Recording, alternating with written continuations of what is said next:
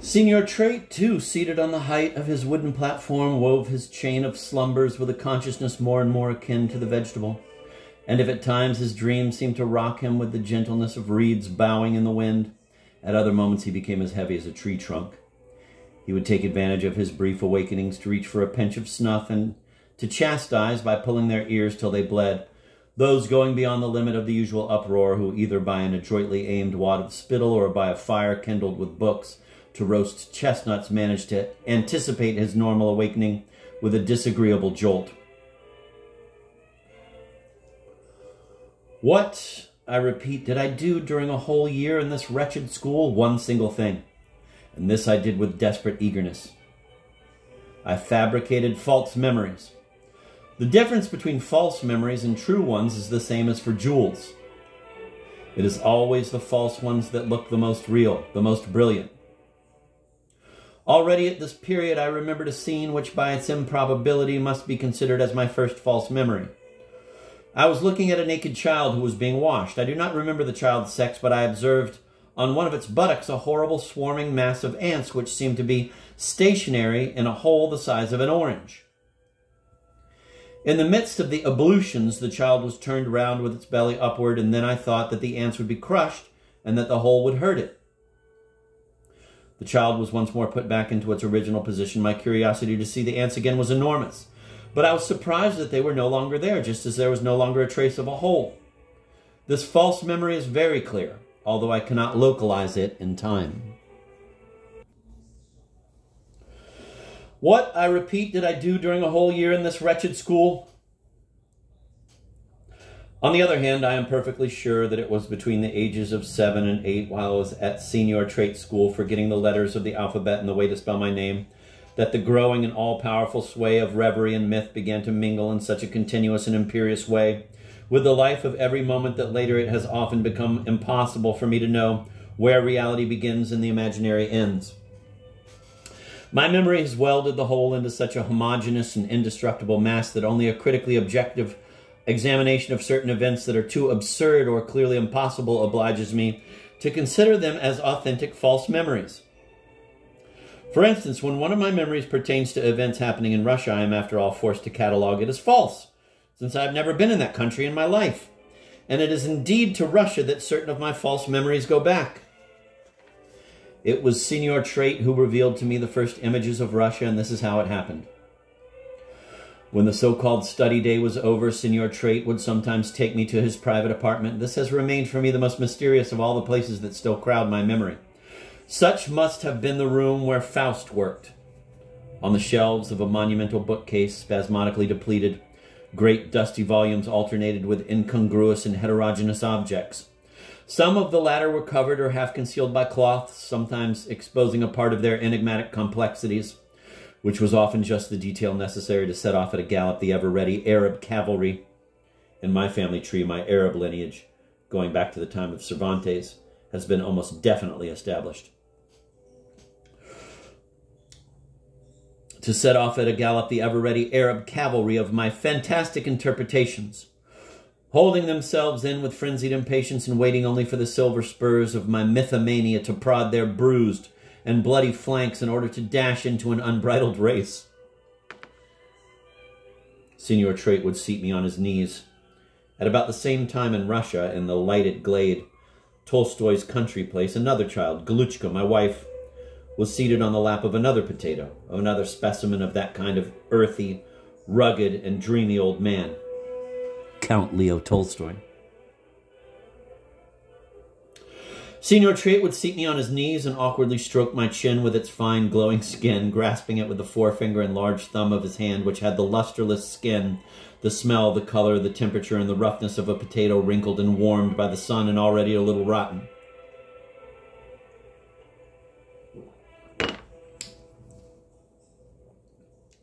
Signor Trait always began by saying to me, "And now I'm going to show you something you have never seen."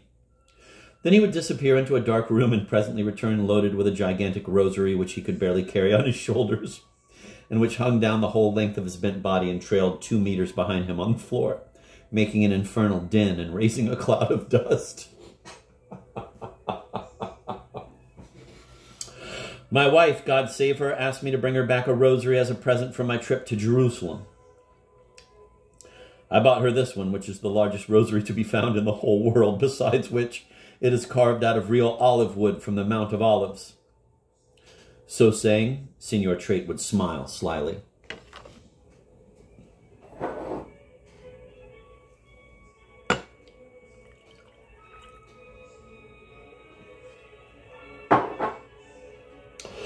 Another time, Signor Trait pulled out of a large mahogany box lined with garnet red velvet a statuette of Mephistopheles of a wonderful red color, as shiny as a fish just out of water, and he lighted an ingenious contrivance in front of a trident, which the demon brandished with his movable arm, and sheaves of multicolored fireworks rose to the ceiling, while in the almost complete darkness, Signor Trait, stroking his immense beard, paternally observed the effects of my amazement.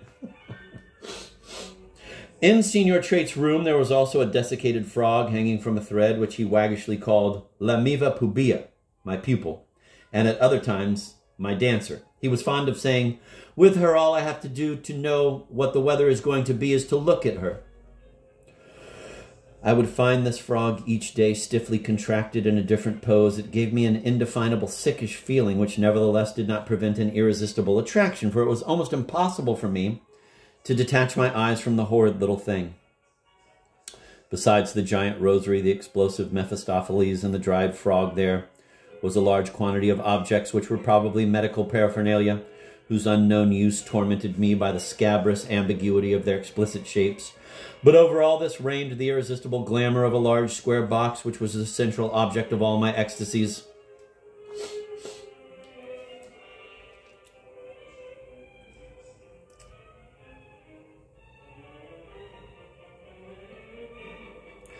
It was a kind of optical theater, which provided me with the greatest measure of illusion of my childhood. I've never been able to determine or reconstruct in my mind exactly what it was like. As I remember it, one saw everything as if at the bottom of and through a very limpid and stereoscopic water, which became successively and continually colored with the most varied iridescences. The pictures themselves were edged and dotted with colored holes lighted from behind, and were transformed one into another in an incomprehensible way that could be compared only to the metamorphoses of the so-called hypnagogic images which appear to us in the state of half-slumber. It was in this marvelous theater of Signor Trait that I saw the images which were to stir me most deeply for the rest of my life. The image of a little Russian girl especially, which I instantly adored, became engraved with the corrosive weight proper to nitric acid in each of the formative molds of my child's flesh and soul, in an integral way, from the limpid surface of the crystalline lenses of my pupils and my libido to the most delicate murmur of the chrysalid caress, sleeping hidden behind the silky protection of the pink and ridged skin of my tender fingertips. The Russian girl appeared to me swathed in white furs and deeply ensconced in a sled, pursued by wolves with phosphorescent eyes.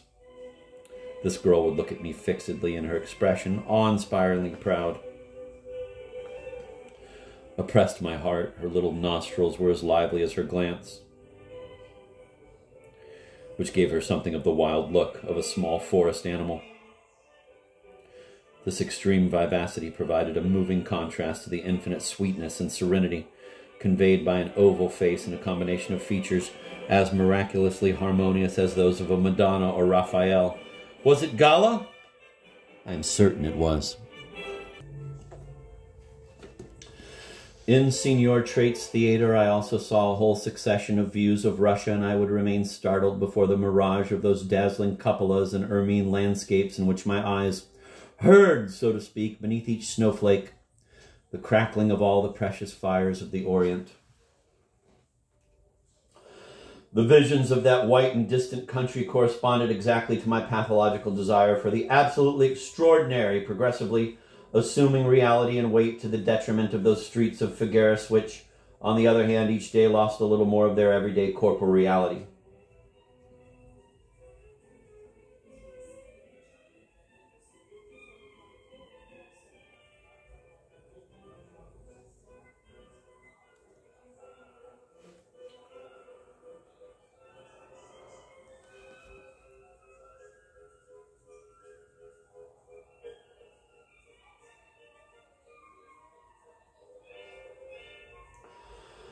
Moreover, as on each occasion in my life when I have wanted something with passionate persistence and obscure but intense expectation that hovered in my consciousness was materialized, it snowed. It was the first time I witnessed this phenomenon. When I awoke, Figueres and the whole countryside appeared before me, covered by that ideal shroud under which everyday reality was indeed buried. And it was as though this were due to the sole and unique autocratic magic of my will. I felt not the slightest astonishment, so intently had I expected and imagined this transformation. But from this moment a calm ecstasy took hold of me, and I lived the moving and extraordinary events which are to follow in a kind of waking dream that was almost continual.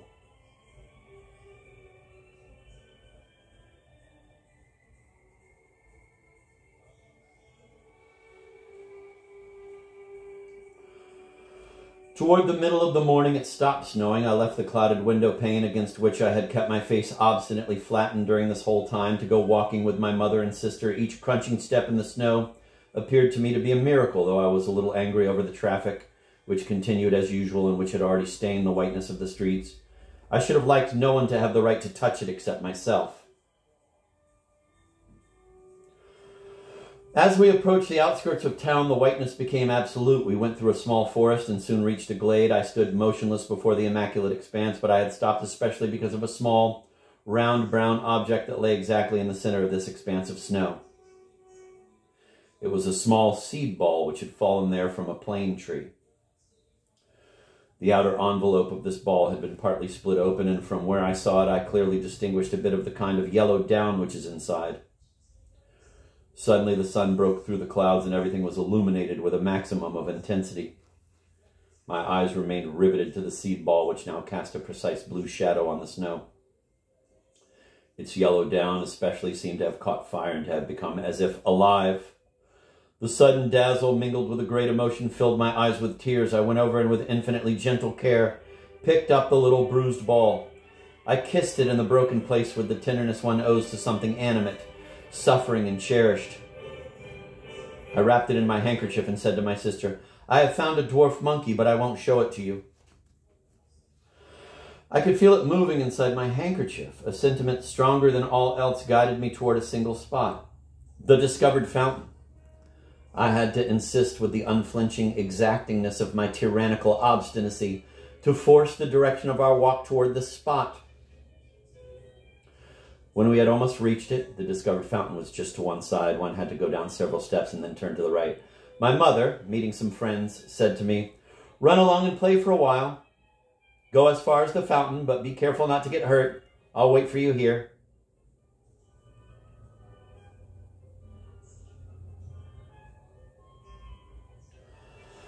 The friends made room for my mother on a stone bench, which just a while ago had been covered with snow and was still all damp.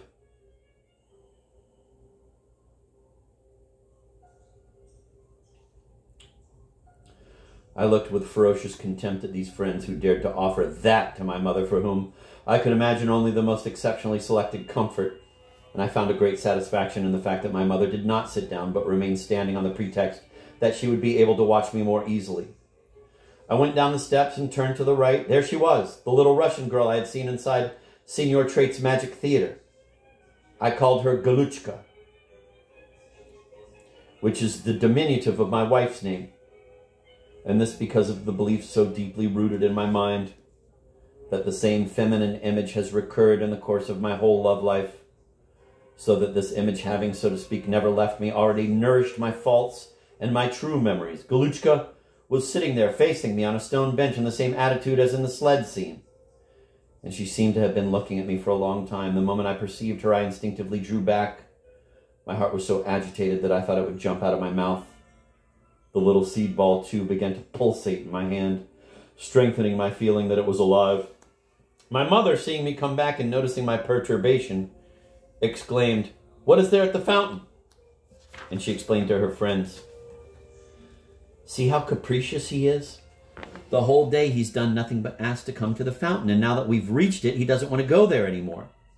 I said I had forgotten my handkerchief, and seeing my mother look at the one I was carrying in my hand, I added, "I'm using this one to wrap up my monkey. I need one to blow my nose."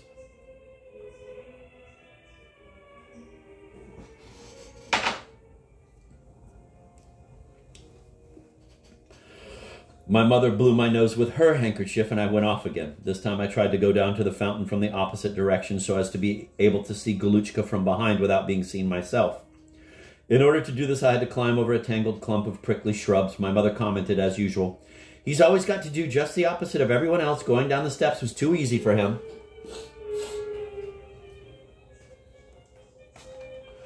On all fours, I scrambled over the top of the clump, and there I did, in fact, see Galuchka from behind.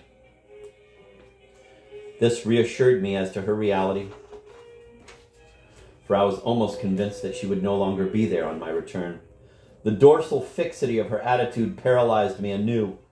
But this time I did not back away. I kneeled in the snow, both to affirm my decision to remain and in order to hide myself behind the trunk of an old olive tree. My movement coincided with that of a man leaning over to fill a water jug at the fountain. While the sound of the water re-echoed within the jug, I had an astonishing impression. Picasso one day related to me a similar impression which had greatly struck him. In his chateau near Paris, he went down to the fountain and filled a jug with water. There was a magnificent moonlight. During the time the jug was filling, he had the impression of, quote, living several years, end of quote, without preserving any precise memory of it. While the sound of the water re-echoed within the jug, I had an astonishing impression. It seemed to me that I lived in infinite time, during which every kind of precise thought or emotion left me. I became like the biblical statue of salt. But though my mind was as if absent, I nevertheless saw and heard with an acuteness that I have never again experienced. Galuchka's silhouette against the background of snow had contours as curiously and furiously precise as a keyhole. I could hear even the faintest syllable of the conversation between my mother and her friends in spite of the distance that separated me from them.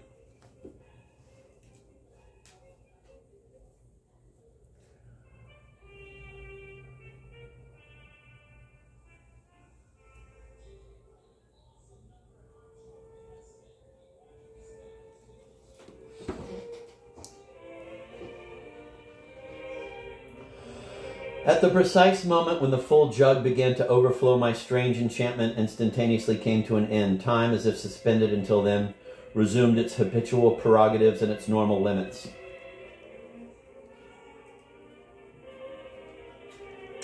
I got up again as if cured of all timidity. My knees were completely benumbed from their long contact with the snow, and I felt a new sensation as of lightness, without knowing whether it came from the emotion of being in love or from my benumbed knees. A precise idea assailed me. I was going to go up and kiss Galuchka on the back of her head with all my might. But instead of realizing this desire, I quickly drew a small knife from my pocket, deciding to carry out another idea instead of that of the kiss. The idea which I had already caressed in the course of my walk. With the pocket knife, I would completely peel the seed ball so that it would be all downy, and then I would make a present of it to Galuchka. But I had not yet had time to begin my operation when already the adored girl got up and in turn ran to the fountain to fill a little jug. I dashed over to the bench to leave my present just as it was on a newspaper lying on the seat. But at this moment I was again seized with a mortal shame, and I hid my ball under the paper. The possibility and suddenly the hope, more and more violent, that the little girl would come and perhaps sit down again on the newspaper, which now concealed my little ball, became for me something so upsetting that I was seized by a slight trembling which would not leave me. My mother came down to fetch me. She had been shouting for me for some time without my hearing her in the least. She was afraid I had caught cold, and she rolled a great scarf around my neck and chest. She was terrified. When I tried to speak, my teeth chattered. At first I followed her, holding her hand, dazed, resigned, although the regret at leaving this spot just at this moment devoured my bowels. But the story of my beloved little ball has just begun. Listen patiently, therefore, to the account of the amazing and dramatic circumstances which surrounded the new encounter with the fetish of my deliria. It is well worth your while. The snow disappeared, and with it the enchantment of that transfiguration of the town and the landscape which accompanied those 3 exceptional days when I did not go to school and during which I lived in a kind of waking dream through the adventures that have already been described so passionately and minutely. The return to the soporific monotony of Signor Trait's school appeared agreeable to me as a rest after these vicissitudes. But at the same time, the return to reality wounded me with the birth of a sadness which, I felt, would be slow to heal, and which the loss of my dwarf monkey, of my beloved little ball, rendered poignant in the extreme.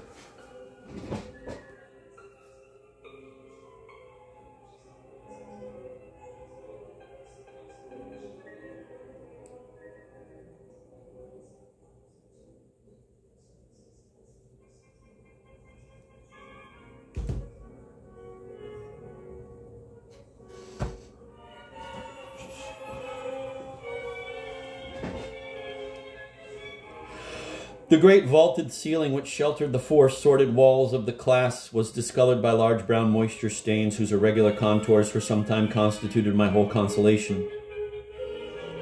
In the course of my interminable and exhausting reveries, my eyes would untiringly follow the vague irregularities of these moldy silhouettes, and I saw rising from this chaos, which was as formless as clouds, progressively concrete images, which by degrees became endowed with an increasingly precise, detailed, and realistic personality.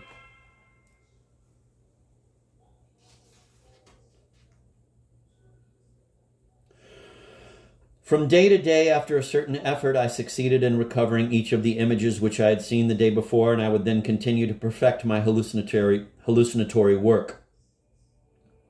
When by dint of habit one of the discovered images became too familiar, it would gradually lose its emotive interest and would instantaneously become metamorphosed into something else, so that the same formal pretext would lend itself just as readily to being interpreted successively by the most diverse and contradictory figurations, and this would go on to infinity.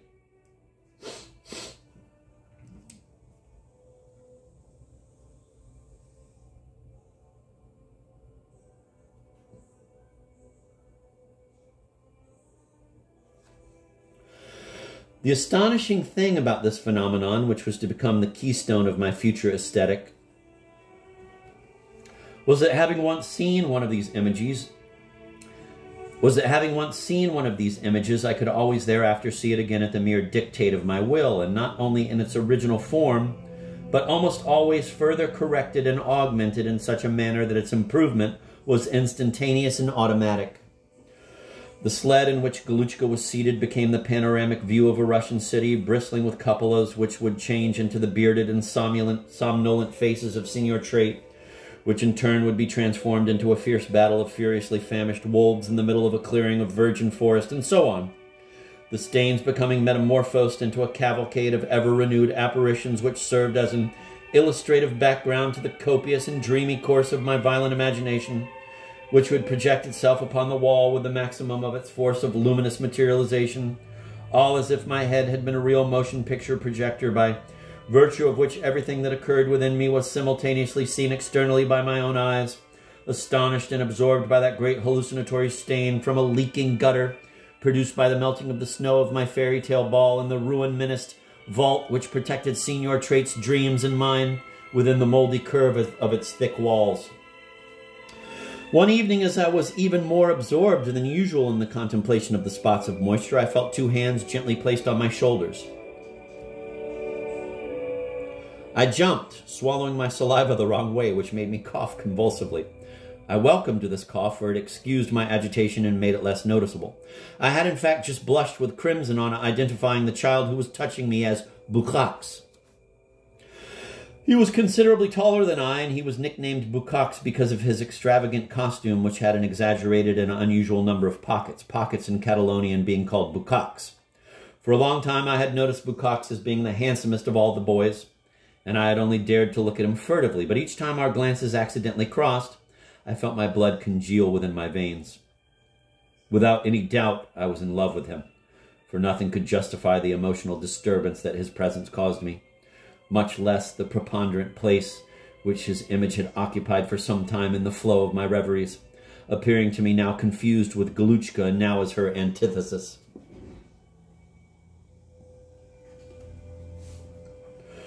I was not quite aware of what Bukak said to me because of my dizziness, which filled my ears with that delightful buzzing whose mission it is to efface all the sounds of the surrounding world in order that you may hear more clearly the accelerated beating of your own heart. Certain it is that Bukaks immediately became my sole friend, and that each time we separated, we exchanged a long kiss on the mouth.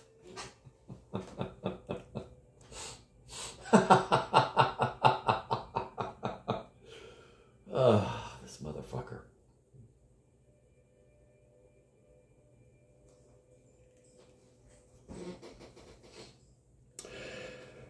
He was the only one to whom I felt capable of revealing my secret of the dwarf monkey. He believed or pretended to believe in it, taking an interest in my story, and we went on several occasions at nightfall to the discovered fountain to try again to hunt my dwarf monkey, my beloved little ball, which in my imagination now appeared endowed with all the most minute attributes of a genuine little living being. Bukaks was fair-haired. I brought home one of his hairs, which I kept preciously between the pages of a book in which seemed to me to be a thread of real gold. His eyes were blue, very bright, and his pink and smiling flesh contrasted violently with my olive and meditative pallor, over which seemed to hover the shadow of that dark bird of meningitis which had already killed my brother.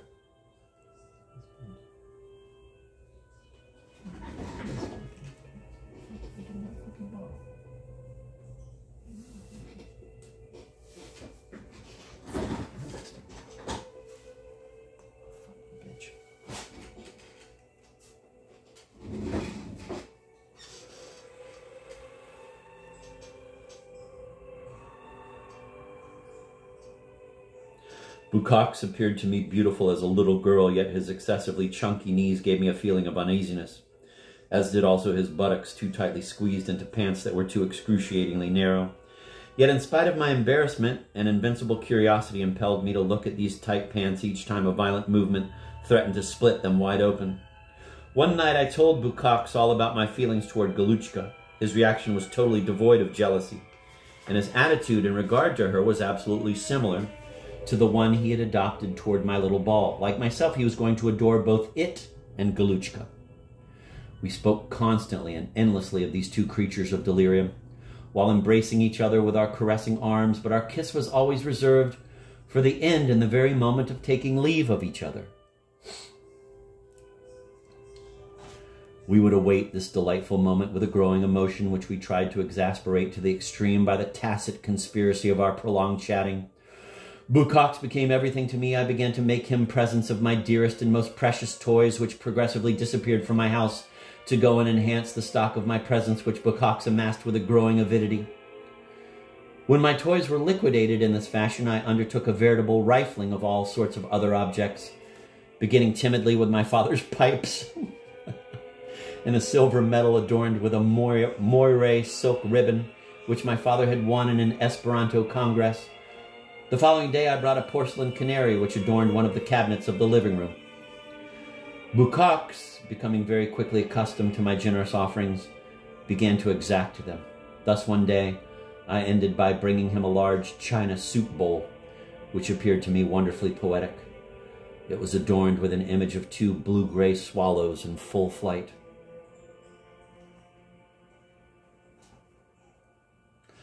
Bukak's mother must have judged that my gift exceeded the volume that could be allowed to pass unnoticed and brought it back to my mother, who thus discovered the cause of the disappearance of so many.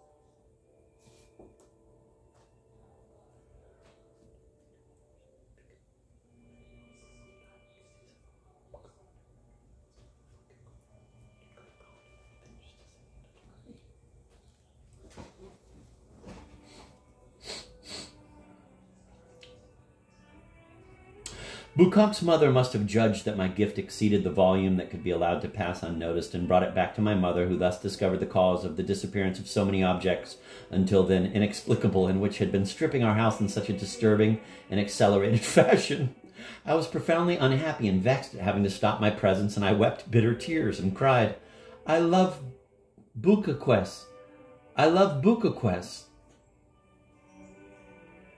My mother, who was always of an angelic tenderness, consoled me as best she could, then bought me a sumptuous album in which we pasted hundreds of transfer pictures, so that as soon as we had filled it, we could make a present of it to my friend, my lover, Bukaks.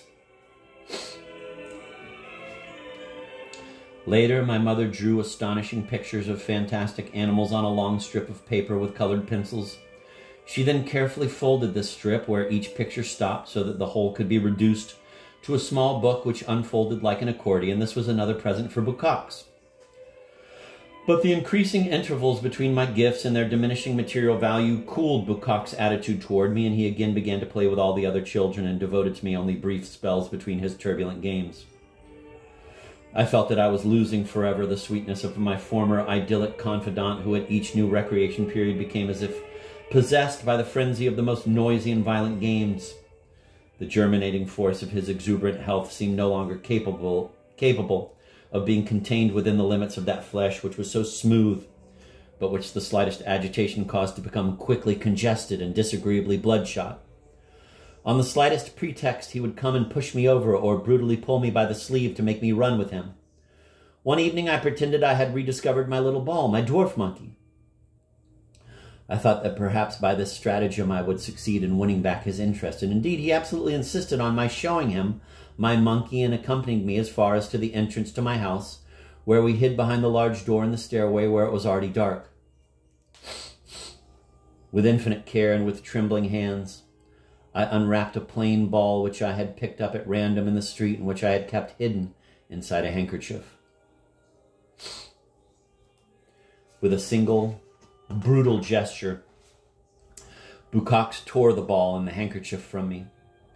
He was so much stronger than I that I could never have resisted him. Then, with an abominably mocking gesture, holding up to me the little ball hanging by the tail, he went out into the middle of the street, whereupon he threw the ball into the air as high as he could. I did not even make an effort to go and pick it up, because I knew perfectly well that it was not my real ball. From this time on, however, Bukaks became my enemy. He went off spitting several times into the air in my direction. Painfully, I swallowed my saliva and I ran to my room to have a cry. I would show him